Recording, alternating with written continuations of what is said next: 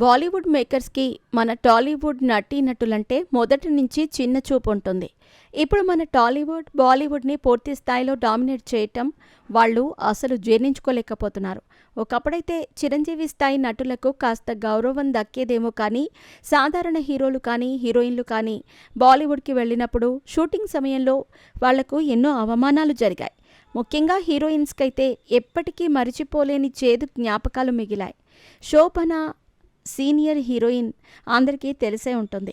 రీసెంట్గా ఆమె కల్కి 2898 ఏడీ చిత్రంలో చేశారు. అదేవిధంగా Malayalam hero Mohan Lal latest block buster చిత్రం ఎల్2 ఎంపురాన్ సినిమాలో కూడా ఈమె హీరోయిన్గా నటించారు.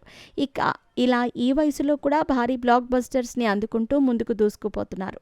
అయితే ఈమెకు బాలీవుడ్లో ఒక సినిమా చేస్తున్నప్పుడు ఎదురైన ఒక చేదు అనుభవం గురించి రీసెంట్గా ఒక ఇంటర్వ్యూలో చెప్పుకొచ్చింది.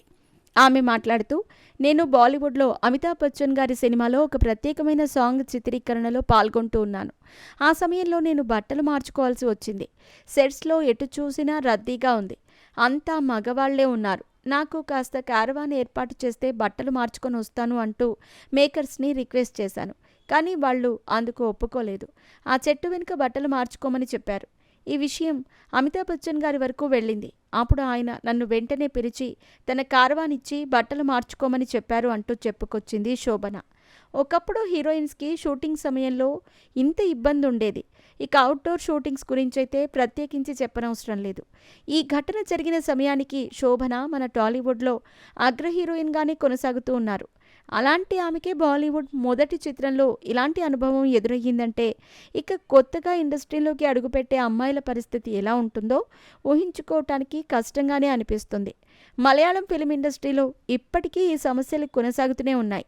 వీటికి చెక్ ఎప్పుడు పడుతుందో చూడాలి. ఇకపోతే శోభన చాలా కాలం గ్యాప్ తర్వాత ఇండస్ట్రీలోకి రీఎంట్రీ ఇచ్చి వరుసగా క్రేజీ ప్రాజెక్ట్స్ చేస్తూ బ్లాక్ బస్టర్ హిట్స్ని తన ఖాతాలో వేసుకుంటున్నారు.